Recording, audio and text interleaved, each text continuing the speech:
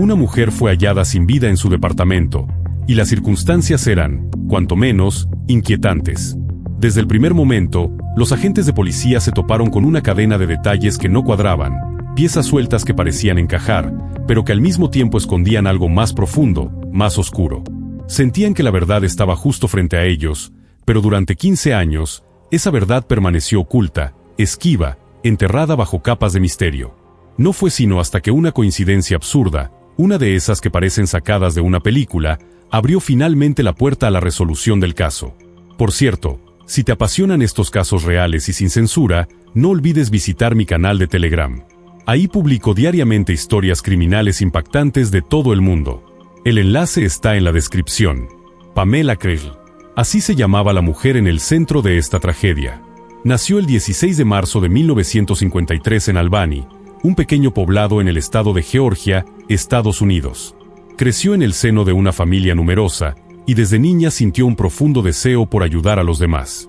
Tras terminar la preparatoria, se formó en el área de salud mental y adicciones. Pamela dedicó su vida profesional a apoyar a quienes lidiaban con las sombras de su mente y con los demonios de la dependencia. Después de varios años de servicio, decidió abrir su propia consulta privada, donde siguió brindando apoyo terapéutico. Era una mujer entregada, y sus pacientes la respetaban profundamente. Para muchos, ella no solo era una terapeuta, era una guía en medio de la tormenta. En 2002, con 49 años cumplidos, Pamela tomó una decisión que cambiaría su destino para siempre. Se mudó a la ciudad de Athens, también en Georgia, con la intención de ampliar su práctica. No estaba casada ni tenía hijos. Su vida giraba alrededor de su vocación, de ayudar a otros, y de brindar apoyo a sus familiares siempre que podía. Pero el 21 de agosto de ese mismo año, algo ocurrió. Residentes de un complejo de departamentos en las afueras de Athens reportaron a la administración un olor extraño que emanaba del edificio. Al inspeccionar, los encargados notaron que el hedor provenía de la unidad 408.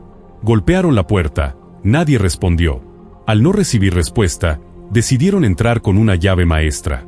Lo que encontraron adentro los dejó paralizados. En la sala, tendido sobre el suelo, yacía el cuerpo sin vida de una mujer. Inmediatamente llamaron a la policía. Al llegar, los oficiales confirmaron la muerte, pero no encontraron ni una sola identificación que les ayudara a saber quién era la víctima. Solo llevaba ropa interior. Aquello encendió las alarmas. ¿Había sido víctima de una agresión sexual? Sin embargo, un detalle desconcertante complicaba la escena. Alguien había cubierto el cuerpo con una sábana. Para los investigadores, ese gesto indicaba una contradicción. ¿Culpa? ¿Remordimiento?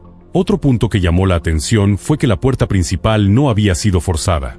Sin embargo, el balcón estaba entreabierto. La hipótesis de que el agresor hubiese entrado por ahí comenzó a tomar fuerza.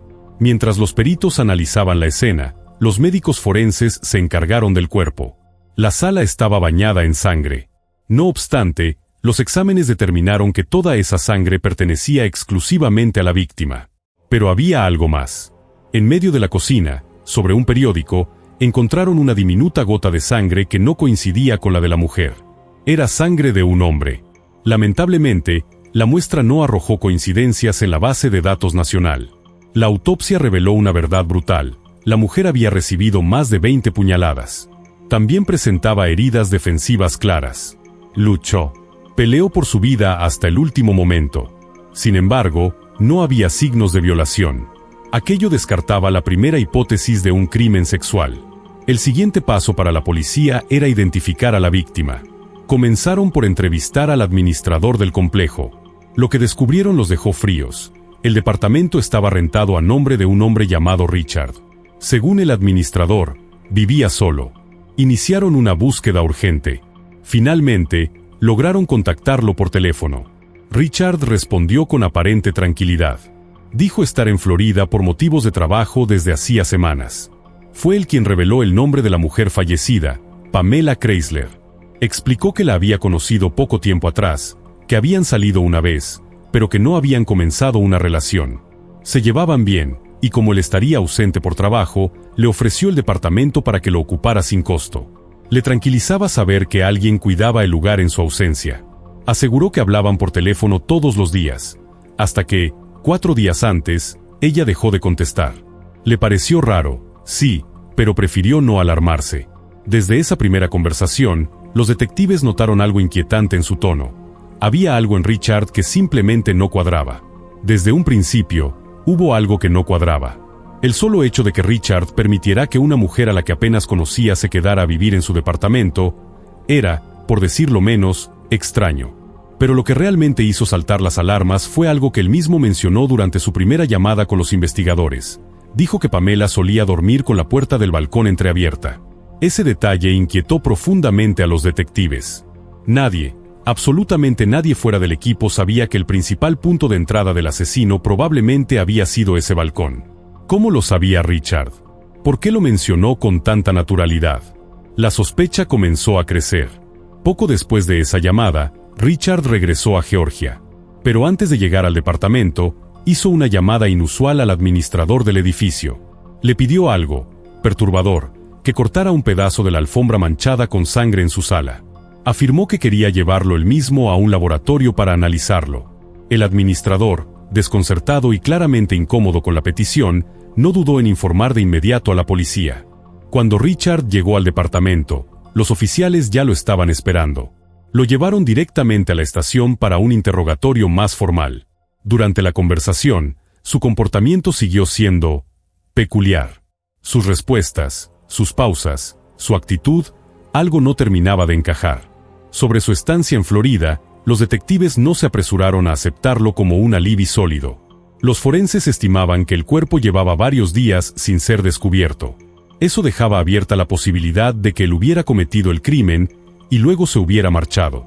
Sin embargo, conforme la entrevista avanzaba, Richard proporcionó pruebas, boletos de avión, registros de hospedaje, contactos de colegas que podían confirmar su paradero. La policía corroboró cada dato, y todo indicaba que efectivamente había estado fuera del estado desde antes del asesinato. La prueba definitiva llegó con el análisis genético. Compararon su ADN con la pequeña gota de sangre hallada en la escena, y no coincidían. No era él. Con eso, y a pesar de sus actitudes extrañas, Richard fue eliminado de la lista de sospechosos. El caso seguía sin culpable, pero no sin sospechas. A partir de ahí, los investigadores cambiaron el enfoque. Sabían que Pamela trabajaba con personas vulnerables, pacientes con trastornos mentales, con adicciones, con pasados difíciles. Comenzaron a revisar sus historiales, sus sesiones, sus conflictos, pensando que quizá alguno de ellos había cruzado una línea. Pero cada pista los llevaba a un callejón sin salida. También se contempló otra posibilidad, un robo que salió mal. La ubicación del departamento, planta baja, balcón accesible y puerta frecuentemente abierta, era perfecta para un ladrón oportunista. Alguien podría haber visto la ocasión y aprovechado. Pidieron a Richard que revisara sus pertenencias y les dijera si faltaba algo. Lo hizo minuciosamente. Según él, todo estaba en su sitio, excepto por un detalle, un aspirador. Grande, pesado, pero no precisamente valioso. ¿Por qué alguien robaría un objeto tan aparatoso y dejaría todo lo demás? La teoría parecía absurda, pero la policía decidió seguirla. Mandaron a agentes a recorrer las casas de empeño locales. No tardaron mucho. En uno de estos negocios encontraron el aspirador. Pero había un problema grave. El lugar no contaba con cámaras de vigilancia ni adentro ni afuera. Solo tenían el testimonio del empleado que trabajaba ese día. Según él, quien llevó el aparato era un joven, no mayor de 20 años. Ningún otro dato. Ningún rastro. Nada útil. Una vez más, la investigación volvía al punto cero. Días después, cuando Richard ya había recibido permiso para regresar a su departamento, habló con sus vecinos. Les preguntó si alguien había visto algo extraño. En especial, si había notado a alguien salir de su vivienda con un aspirador antes del hallazgo del cuerpo de Pamela. Y fue entonces cuando surgió algo inesperado. Una vecina, que vivía justo enfrente, le confesó que la noche del asesinato no había podido dormir. A eso de la madrugada, escuchó ruidos en el pasillo. Al mirar por la mirilla, vio a un joven saliendo del departamento de Richard, empujando un aspirador. Estuvo a punto de abrir la puerta para ofrecerle ayuda. Pero algo la detuvo. Un presentimiento, una incomodidad difícil de explicar. En lugar de intervenir, decidió observar en silencio. Y en ese momento, abrió la lata de refresco que tenía en la mano. El sonido de la lata al abrirse retumbó en el silencio del pasillo. Fue un chasquido breve, pero suficiente. El joven que empujaba el aspirador se detuvo en seco. Miró fijamente hacia la puerta de la vecina. Permaneció inmóvil durante varios segundos, como si estuviera evaluando si alguien lo estaba observando. Luego, con toda tranquilidad, cerró la puerta del departamento de Richard, tomó el aspirador y desapareció en la oscuridad. Para los detectives, esta revelación fue un golpe inesperado. ¿Cómo era posible que la vecina hubiera omitido un detalle tan crucial durante semanas? Cuando le preguntaron por qué no lo dijo antes, ella insistió en que simplemente lo había olvidado. En su momento, no pensó que aquel joven pudiera tener algo que ver con un asesinato. Solo cuando Richard le mencionó el robo del aspirador, su memoria pareció desbloquearse. Con esa nueva información, la policía pudo finalmente crear un retrato hablado del sospechoso, con base en su descripción. Lo mostraron al empleado del local de empeño donde había aparecido el aspirador, y lo reconoció de inmediato. Dijo que sí, que el joven del retrato era muy parecido al que llevó el aparato. Con esa pista, los investigadores hicieron lo que dicta el manual. Distribuyeron el retrato en periódicos, noticieros y estaciones de radio. Esperaban que alguien, en algún lugar, lo identificara. Pero nada. Nadie llamó. Ninguna pista surgió. Otra vez, la investigación se estancaba. Con el tiempo, la frustración se hizo costumbre. El caso fue archivado, aunque nunca cerrado del todo. Cada tanto, algún nuevo investigador lo revisaba con ojos frescos, y siempre llegaban al mismo punto muerto. Y así pasó el tiempo, años enteros. 15 años, para ser exactos. Hasta que, de la forma más inesperada, el caso revivió. Una notificación automática llegó a las oficinas de los detectives. En la base de datos del FBI se había registrado un nuevo perfil genético. Un perfil que coincidía con la muestra de sangre encontrada en el lugar del crimen. El nombre del individuo, Abdus Laroche, 30 años de edad. Nunca había sido mencionado en el expediente del caso Pamela Chrysler. Sin embargo, su nombre ya había aparecido en los radares policiales, aunque no como agresor.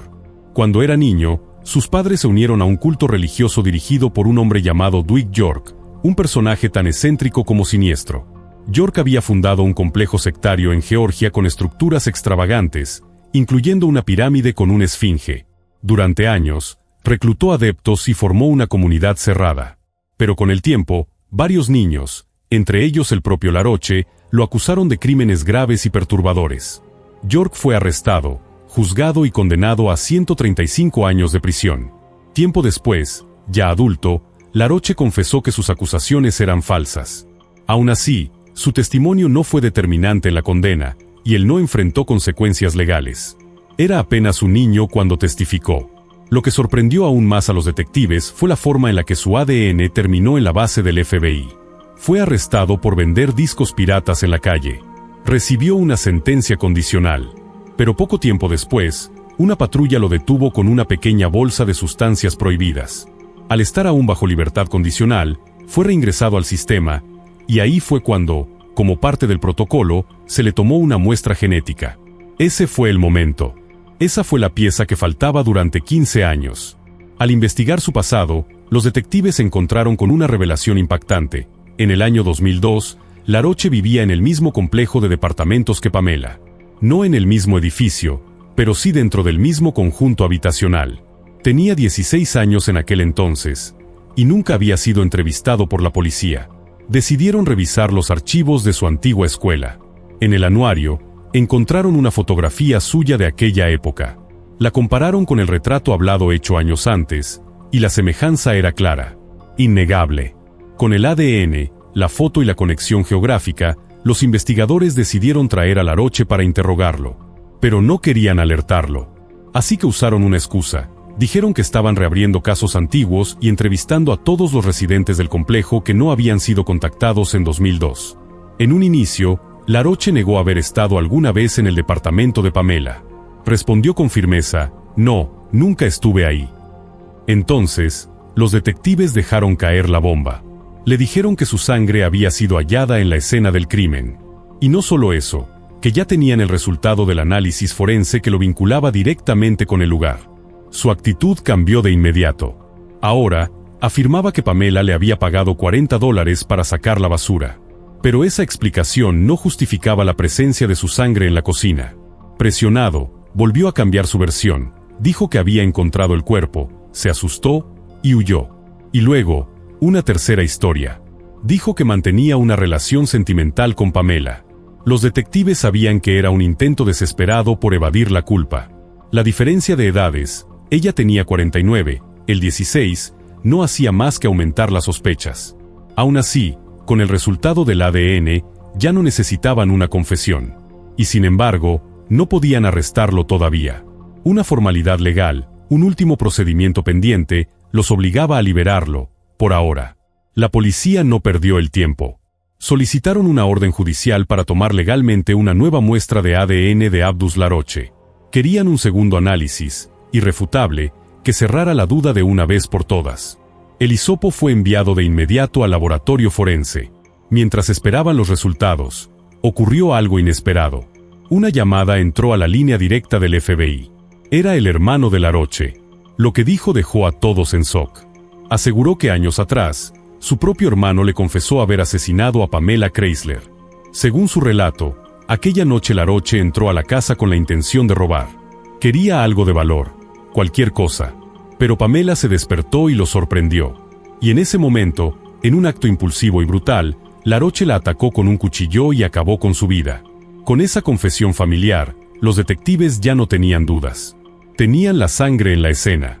Tenían al testigo. Tenían el motivo. Y pronto, tuvieron la confirmación definitiva.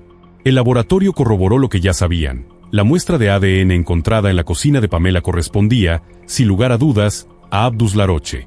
Finalmente, tras 15 años de misterio, fue arrestado. La fiscalía comenzó a preparar el juicio. Pero sabían que no sería sencillo. Laroche seguía afirmando que era inocente. Y el caso, aunque fuerte, tenía debilidades que podían jugar en su contra. Para empezar, Laroche tenía apenas 16 años al momento del crimen. Y la única evidencia física que lo vinculaba directamente era una sola gota de sangre. No había huellas. No había arma homicida. No había testigos presenciales. Solo una mancha y un testimonio de hace años. Había suficientes huecos como para que un jurado pudiera dudar. Así que el fiscal tomó una decisión estratégica. Ofreció un trato. Si Laroche se declaraba culpable de homicidio involuntario y del robo del aspirador, evitaría una condena perpetua o incluso la pena de muerte. A cambio, recibiría 20 años de prisión. Laroche aceptó sin dudarlo. Firmó la confesión. La sentencia fue dictada, 20 años de cárcel. Podrá salir en libertad en 2038, a los 52 años. Pero no será un hombre libre del todo. Durante 2 décadas más, vivirá bajo supervisión. Y si comete incluso la falta más mínima, volverá directo a prisión. Para la familia de Pamela, la noticia llegó como un rayo en cielo nublado. Durante 15 años creyeron que este caso jamás sería resuelto, que nunca sabrían quién la mató, ni por qué. Y al final, la verdad salió a la luz gracias a una cadena de errores que empezó con la venta de unos discos piratas. Un crimen que casi quedó en el olvido, resuelto por casualidad. Gracias por acompañarnos en esta historia. Cuéntanos en los comentarios qué opinas de este caso. ¿Crees que la sentencia fue justa? ¿O merecía algo más severo? No olvides dejar tu like si este video te pareció interesante, y suscribirte a nuestro canal de Telegram, donde publicamos diariamente las historias criminales más impactantes del mundo, sin censura. Hasta la próxima.